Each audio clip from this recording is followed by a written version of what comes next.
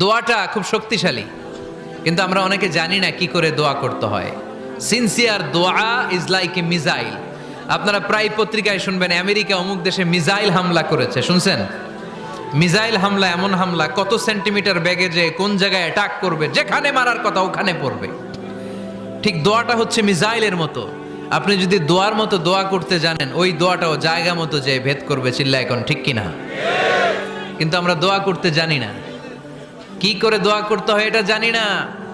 বিশ্বনবীকে আল্লাহ বললেন, নবী ফাইদা ফারাগতা ফানসব, যখন আপনি অবসর হবেন তখন আপনি দোয়া করেন, আল্লাহর কাছে চান। বেশি বেশি চাইলে খুশি হয় কে?